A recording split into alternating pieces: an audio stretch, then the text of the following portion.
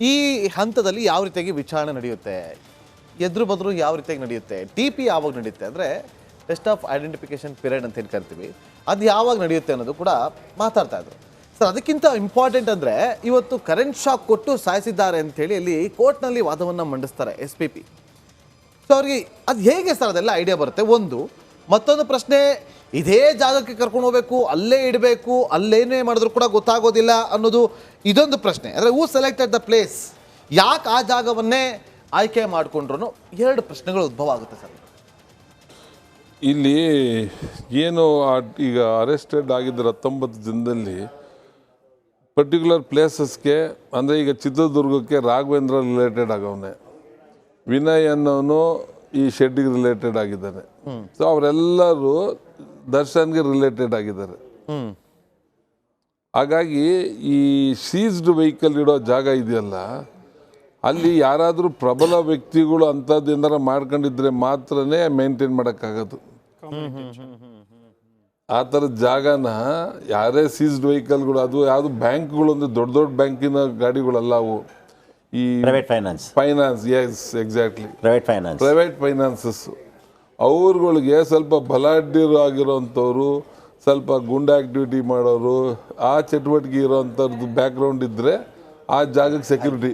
ಈಗ ಅಲ್ಲೇನೋ ಆಯಿತು, ಮತ್ತೆ ಅವ್ರನ್ನೇ ಕೇಳ್ತಾರೆ, ಆ ಜಾಗದಲ್ಲಿ ಇದೊಂದೇ ಇನ್ಸಿಡೆಂಟ್ ಆಗಿದೆ ಅಂತೇಳಿ ಹೇಗೆ ನಂಬೋದಕ್ಕೆ ಸಾಧ್ಯ? ಇಲ್ಲ, ಅದನ್ನ ಅಲ್ಲೇ ಬಂದ್ಬಿಟ್ಟಿದೆ.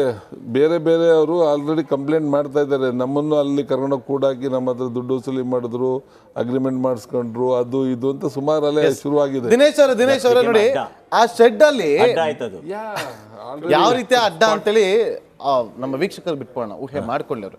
ದಿನೇಶ್ ಅವರು ನೋಡಿ, ಈಗ ಲೋಕೇಶ್ವರ್ ಸರ್ ಕೂಡ ಹೇಳ್ತಾ ಇದ್ರು, ಈಗ ಅಲ್ಲಿ ಬೇರೆ ಬೇರೆ ನಡಿ ಈಗ ಶುರು ಮಾಡೋಣ.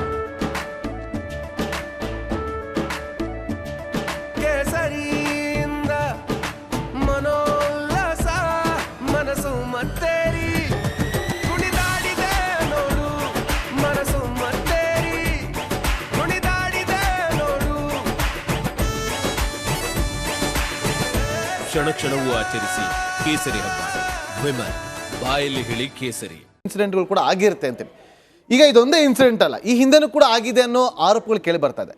ಈಗ ಇಲ್ಲಿ ಫೋರೆನ್ಸಿಕ್ ಎಕ್ಸ್ಪರ್ಟ್ಗಳು ಯಾವ ರೀತಿಯಾಗಿ ಅಲ್ಲಿ ಪರಿಶೀಲನೆ ಮಾಡ್ತಾರೆ, ಹೇಗೆ ಎವಿಡೆನ್ಸ್ಗಳನ್ನ ಕಲೆಕ್ಟ್ ಮಾಡೋ ಸಾಧ್ಯತೆಗಳು ಕಂಡು ಬರುತ್ತೆ? ಯಾಕಂದರೆ ಎವಿಡೆನ್ಸ್ ಅದು ನಾಶ ಆಗಬಾರ್ದು ನಮ್ಮಿಂದಾಗಿ. ಕ್ಲೂ ಕೊಡ್ಬೋದಾ? ಅಲ್ಲಲ್ಲ ನೋಡಿ, ಡೆಫಿನೆಟ್ಲಿ ಇದು ಏನಂದ್ರೆ ಮೋಸ್ಟ್ ಇಂಪಾರ್ಟೆಂಟ್ ಇದೆ. ಫಸ್ಟ್ ಇಸ್ ಸೆಕ್ಯೂರ್ ಮಾಡಬೇಕು crime scene. It should not, nobody should be allowed. ಅದು ಒಂದು. ಅದಾದ್ಮೇಲೆ ಫಸ್ಟ್ ಇಸ್ ಎವಿಡೆನ್ಸ್ ನ ಐಡೆಂಟಿಫೈ ಮಾಡ್ಬೇಕು. ಈ ಮೆಟೀರಿಯಲ್ ಎವಿಡೆನ್ಸ್ ಇದು, ಇಲ್ಲ ಬಯಾಲಜಿಕಲ್ ಎವಿಡೆನ್ಸ್, ಇಲ್ಲ ಟ್ರೇಸ್ ಎವಿಡೆನ್ಸಸ್ ಇದೆಲ್ಲ ಏನಿದೆ ಅದನ್ನ ಫಸ್ಟ್ ಐಡೆಂಟಿಫೈ ಮಾಡ್ಕೊಂಡು ಅದಕ್ಕೊಂದು ಐಡೆಂಟಿಟಿ ನಂಬರ್ಸ್ ತರ ಕೊಟ್ಟು, ಅದ ನಂತರ ಅದನ್ನ ಫೋಟೋಗ್ರಾಫ್ ಮಾಡಿ ಅದನ್ನ ಒಂದು ಡಿಸ್ಕ್ರಿಪ್ಷನ್ ಮಾಡಬೇಕು. ಎಲ್ಲಿ, ಯಾವ ಜಾಗದಲ್ಲಿ, ಎಷ್ಟು ದೂರದಲ್ಲಿ, from the crime scene epicentre ಇಂದ ಎಷ್ಟು ದೂರ, ಯಾವ ಡೈರೆಕ್ಷನ್ ಅಲ್ಲಿ ಇದೆ, ಆ ಮೆಟೀರಿಯಲ್ ಏನು ಅಂತ ಡಿಸ್ಕ್ರೈಬ್ ಮಾಡಿ, ಅದ ನಂತರ then they should start processing the crime scene ಅಂತೀವಿ. ಅಂದ್ರೆ ಆ ಮೆಟೀರಿಯಲ್ಸ್ ನ ತಕೊಂಡು ಅದಕ್ಕೆ ರಿಲೆವೆಂಟ್ ಪ್ರಿಸರ್ವೇಟಿವ್ ಇಲ್ಲ ರಿಲೆವೆಂಟ್ ಪ್ಯಾಕಿಂಗ್ ಮೆಟೀರಿಯಲ್ ಅಲ್ಲಿ ಹಾಕ್ಬಿಟ್ಟು ಅದನ್ನ ಪ್ರಾಪರ್ಲಿ ಲೇಬಲ್ ಮಾಡಿ, ಅದರ ನಂತರ ಅದನ್ನು ಸಹ ಫೋಟೋಗ್ರಾಫ್ ಮಾಡಿ, ಅದರ ನಂತರ then they will send it to the forensic lab to the particular section for examination. This is the actual way the crime scene examination ಮಾಡ್ಬೇಕು. ಸೊ ಇದನ್ನ ಮಾಡ್ತಾ ಈಗ ನಮ್ಮ ಪೊಲೀಸ್ ಇನ್ಸ್ಪೆಕ್ಟರ್ ಅವ್ರು ಹೇಳ್ತಾ ಇದ್ರು, ಈ ಮುಂಚೆನೂ ಈ ಜಾಗದಲ್ಲಿ ಸುಮಾರು ಕ್ರೈಮ್ ನಡೆದಿದೆ ಅಂತ. ಸೊ ಅದಕ್ಕೆ ಸಂಬಂಧಪಟ್ಟದ್ದು ಅಷ್ಟೇ, if there is something material evidence available, the whole area can be declared as a crime scene and ಅದನ್ನ ನಾವು ಐಡೆಂಟಿಫೈ ಮಾಡಿ ಪ್ರೋಸೆಸ್ ಮಾಡಿ ಕೆಲವು ದಿನಗಳು ತಗೊಳ್ಬಹುದು ನಿಜ, but definitely that will help the investigating officer. ಇದಲ್ಲದೆ ಟೆಕ್ನಿಕಲ್ ಎವಿಡೆನ್ಸ್ಗೆ ಬೇಕಾದ ಸಾಕ್ಷ್ಯಗಳು ಏನಂದ್ರೆ ಆ CCTV ಅದನ್ನ ಸೀಸ್ ಮಾಡ್ಕೊಳ್ಳೋದು, ಅದು ಒಂದೇ ಅಲ್ಲ ನೋಡಿ. ಸೀನ್ ಮಾಡೋದು ಅಟ್ ದ ಕ್ರೈಮ್ ಸೀನ್ ಒಂದೇ ಮಾತ್ರ ಅಲ್ಲ, ಅದು ಸುತ್ತಮುತ್ತ may be all access points ಅಂತ ಹೇಳ್ತೀವಿ, ಎಕ್ಸಿಟ್ ಅಂಡ್ ಎಂಟ್ರೆನ್ಸ್ ರೋಡ್ ಏನಿದೆ, ಸಂಬಂಧಪಟ್ಟ ಒಂದು ಕಮ್ಮಿ ಅಂದ್ರೂ 1 ಕಿಲೋಮೀಟರ್ ಸುತ್ತಳತೆಯ CCTV ಏನಿದೆ ಅದನ್ನೆಲ್ಲ ಸೀಸ್ ಮಾಡಿದಾಗ ಈ ಜಾಗದಲ್ಲಿ ಯಾವ ಬರ್ತಿತ್ತು, ಯಾರು ಹೋಗ್ತಿದ್ರು, ಯಾವ ಟೈಮಲ್ಲಿ ಬರ್ತಿತ್ತು, everything can be analyse. And ಅಲ್ಲಿ ಆಕ್ಚುಲಿ ಏನ್ ನಡೀತಾ ಇತ್ತು, ಇದ್ರ ಮುಂದೆ ಜನ ಏನ್ ಹೇಳ್ತಿದ್ದಾರೆ, ಅದಕ್ಕೆ ತಾಳೆ ಆಗುತ್ತಾ, ಕೊರಾಬರೇಟ್ ಆಗುತ್ತಾ, ಅದನ್ನೆಲ್ಲ ನೋಡ್ಬಿಟ್ಟು definitely that can be done. But one thing, ಈ ಕ್ರೈಮ್ಗೆ fresh scene, that is a primary crime scene, ಅದಕ್ಕೆ ಬೇಕಾದ ಸಂಬಂಧಪಟ್ಟ ವಸ್ತುಗಳು ಅದು ಏನ್ ಎವಿಡೆನ್ಸ್ ಏನಿದೆ ಅಲ್ಲಿಂದ ಕಂಪ್ಲೀಟ್ ಶೇಖರಣೆ ಮಾಡಿ then only the scene to be handed over to the relevant owners. Sir, ಈಗ ನಾನು ಸರ್ ಅವ್ರು ಹೇಳಿದ್ದ ಮಾತಿಗೆ ಬಂದು ಬೆಳಕು ಚೆಲ್ಲಕ್ಕೆ ಇಷ್ಟಪಡ್ತೀನಿ. ಈಗ ಆ ಜಾಗ ಅದೇನು ಅಡ್ಡ ಅಂತ ಏನು ನಾವು ಕ್ರೈಮ್ ಅಡ್ಡ ಅಂತ ನಾವೇನು ಕರಿತೀವಿ ಅಥವಾ ಏನು ಅದನ್ನು ಏನು ಹೇಳಕ್ಕೆ ಹೋಗ್ತೀವಿ ನಾವು, ಅದರಲ್ಲಿರೋ ಭಾಳಷ್ಟು ವೆಹಿಕಲ್ಗಳು ಕೂಡ ನಮ್ಮ ಸಾಹೇಬ್ರು ಹೇಳ್ದಂಗೆ ಅದು ಒಂದು ರಿಕವರಿ ಏಜೆನ್ಸಿ ಇದ್ದದು. They recover the vehicles from the parties and they will dump there. ಒಂದೇ ವೆಹಿಕಲ್ ಇರೋದಿಲ್ಲ. ಅವತ್ತಿನ ದಿನ ಅಥವಾ ಹಿಂದಿನ ದಿನಗಳು ಏನಾದರೂ ವೆಹಿಕಲ್ಗಳು ಯಾವ್ದಾದ್ರು ಮೂವ್ಮೆಂಟ್ಗಳಾಗಿದೆಯಾ ಆಗಿಲ್ವಾ, ಅಥವಾ ಅಲ್ಲಿರತಕ್ಕಂಥ ಎಲ್ಲ ಗಾಡಿಗಳು ಏನಿದೆಯಲ್ಲ ಬೇರೆ ಬೇರೆ ಗಾಡಿಗಳಲ್ಲಿ same vehicle has been used for the crime occurrence, ಕ್ರೈಮ್ಗೋಸ್ಕರ ಯೂಸ್ ಮಾಡಿದ್ರ, ಅಥವಾ ಗಾಡಿಗಳ ಸಮೇತ ಏನಾದರೂ ತೊಗೊಂಡು ಉಜ್ಜೋದು ಗಿಜ್ಜೋದು ಹೊಡೆಯೋದು ಫಿಲಮ್ ಸ್ಟಂಟ್ ಮಾಡ್ತಾರಲ್ಲ ಕ್ರೈಮ್ ಸೀನ್ಸ್ಗಳೆಲ್ಲ, ಆ ಥರ ಏನಾದರೂ ಅವಕಾಶಗಳಿದೆಯಾ?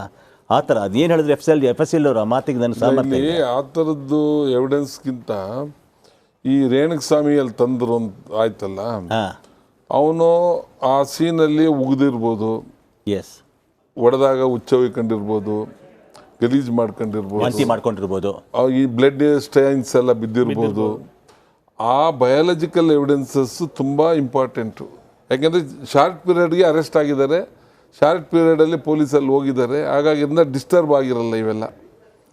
ಇಂಥ ಎವಿಡೆನ್ಸಸ್ ಅವನು ಅಲ್ಲಿದ್ದ ಅನ್ನೋದು ಪ್ರೂವ್ ಮಾಡೋದಕ್ಕೆ ತುಂಬ ಸ್ಟ್ರಾಂಗ್ ಎವಿಡೆನ್ಸ್ ಆಗುತ್ತೆ. ಟೆಕ್ನಿಕಲ್ ಸಪೋರ್ಟ್ ಕೂಡ ಬರುತ್ತೆ. ಎಸ್ ಮೊಬೈಲ್ CCTV ಕ್ಯಾಚ್ ಅಲ್ಲಿ ಕಾರಲ್ಲಿ ಕರ್ಕೊಂಬಂದಿದ್ದು ಅದೆಲ್ಲ ಒಂದ್ ಕಡೆ ಇದ್ರು ನಾನು ಹೇಳ್ದಲ್ಲ ಅಲ್ಲಿ ಸೆಕ್ಯೂರಿಟಿ ಗಾರ್ಡ್ಸ್ ಎಲ್ಲ ಹೌದು ಯಾರೋ ಒಬ್ಬ ಕರ್ಕೊಂಬಂದ್ರು ನೋಡುದು ಅಂತ ಒಂದು, ಮತ್ತು ಆ ಸೆಕ್ಯೂರಿಟಿ ಗಾರ್ಡ್ ಹತ್ರ ಕೇಳ್ಬೋದು, ಅಲ್ಲಿ ಹೊಡೆದು ಬಡ್ದಾಗ ಅವ್ನು ಕೂಗಾಡಿರ್ತಾನೆ, ಕಿರ್ಚ್ಕೊಂಡಿರ್ತಾನೆ, ಅದೆಲ್ಲ ಕೇಳಿರೋ ಅವಕಾಶ ಅವ್ರಿಗೆಲ್ಲ ಇರುತ್ತೆ. ಆ ಥರದ್ದೆಲ್ಲ ಅವ್ರನ್ನ ನೀವು ಸಾಕ್ಷಿಯಾಗಿ ಐ ವಿಟ್ನೆಸ್ ಥರನೇ ತಗೋಬೋದಲ್ಲಿ. ಪ್ಲಸ್ ಈ ಬಯಾಲಜಿಕಲ್ ಎವಿಡೆನ್ಸಸ್ ಅಂತ ನಾನೇನು ಹೇಳಿದೆ ಅದು ಈಗ ಆಲ್ರೆಡಿ ದೊಣ್ಣೆ ಮತ್ತೊಂದು ಎಲ್ಲ ಸೀಸ್ ಮಾಡಿದ್ದಾರೆ.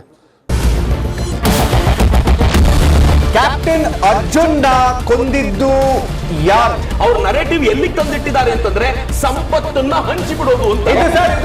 ಇದು ಸ್ಟುಡಿಯೋ ಟಿಪ್ಪು ಜಯಂತಿ ಮಾಡಕ್ಕೆ ಅವ್ರಿಗೆ ಖಂಡಿಸಿದ್ರು. Very nice. ಯಾರು ತಪ್ಪು ಮಾಡಿರೋದಿಲ್ಲಿ? ಓಲೈಕೆ ಹೇಳಿಕೆ ಇದು ಅಂತ ಹೇಳಿ ಯಾಕೆ ಪರಿಗಣಿಸಬಾರದು? ಕಿಚ್ಚಕ್ಕಲ್ಲ ಇದು ವೇದಿಕೆ. ಇದು ಫೋಟೋ ಎಲ್ರಿಗೂ ಒಂದು ಟೈಮ್ ನಿಮ್ಮ ಸಮಯ ಮುಗಿದಿದೆ. ಅವ್ರು ಹೇಳಕ್ಕಿಂತ ಮುಂಚೆನೆ ಹೇಗೆ ಪ್ರತಾಪ್ ಸಿಂಹ ಪಾಸ್ ಕೊಟ್ಟಿದಂತ ಆಗ್ಲಿ ಡಿಕ್ಲೇರ್ ಆಗೋಗಿತ್ತು ಅಂತ ನನಗೊಂದು ಡೌಟ್ ಬಂತು. ಸಾಕು ನಿಲ್ಸಿ, ಸಾಕು ನಿಲ್ಸಿ. ಕೆಟ್ಟ ಪದ ಬಳಕೆ ಕಾಂಪಿಟೇಷನ್ ಇಟ್ಟಿಲ್ಲ ನಾವಿಲ್ಲಿ.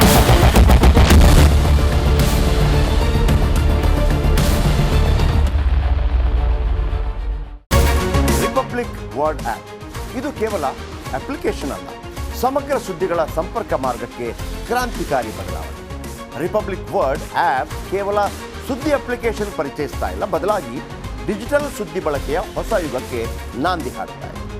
ಇದೊಂದು ಬ್ರೇಕಿಂಗ್ ನ್ಯೂಸ್, ಪ್ರಭಾವಶಾಲಿ ಕಾರ್ಯಕ್ರಮಗಳಿಗೆ ಗಟ್ಟಿಯಾದ ನ್ಯೂಸ್. ಇಲ್ಲಿ ಕೇವಲ ತಾಜಾ ಸುದ್ದಿ, ಅದರ ನೇರ ಪ್ರಸಾರ ಮತ್ತು ಚರ್ಚೆಗಳಿಗೆ ಮಾತ್ರ ಅವಕಾಶ. ರಿಪಬ್ಲಿಕ್ ವರ್ಲ್ಡ್ ಆಪ್ ಡೌನ್ಲೋಡ್ ಮಾಡಿಕೊಳ್ಳಿ. ಗೂಗಲ್ ಪ್ಲೇಸ್ಟೋರ್ ಮತ್ತು ಆಪಲ್ ಆಪ್ ಸ್ಟೋರ್ನಲ್ಲಿ ಲಭ್ಯವಿದೆ.